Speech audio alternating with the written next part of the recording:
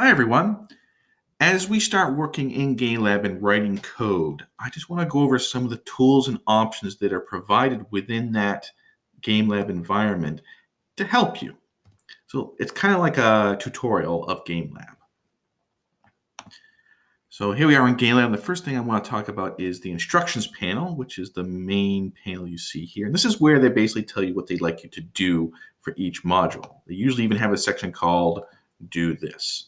However, oftentimes there's more directions than what can fit in the panel. So you may need to do some scrolling depending on the size of your screen. Okay.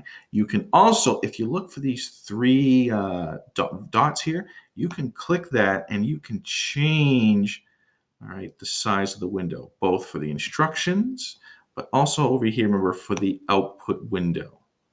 Okay, so feel free to change those as you need them.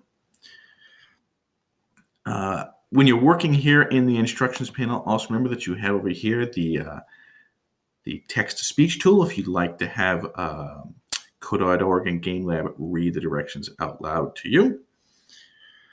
Another helpful thing you're going to see showing up is when it's asking you to go to a particular place within GameLab to do some work. If you see this Show Me Where link, if you click on that, it'll actually show you where it wants you to pay attention. So keep an eye out for those because those can, help you out and figure out where are you supposed to go to do the work. You may also see in some of the directions, for example, right here, it says, discuss with your partner. Obviously, we can't do that because we're working in our distance learning environment, so you can ignore those steps. If you want to connect with a partner, say over an online conversation, you could do that. I have no problem with that whatsoever if you want to collaborate. But if you see those, obviously you can't do them like as if we would be in the classroom.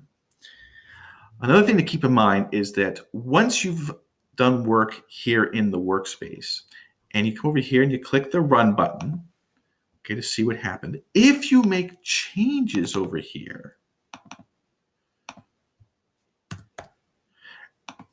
the output is not going to reflect your changes until you come over here and click reset and then run again. So keep that in mind that in order for your output to reflect any changes you make down here in the workspace, you got to hit reset and then run your code again. And remember that there's always the show grid button if that helps you out as well. So those are just a couple things that I wanted to share with you to help you as we continue and progress through Lesson 3 working in GameLab. And that's it. I hope you find this helpful. I'll see you guys next time.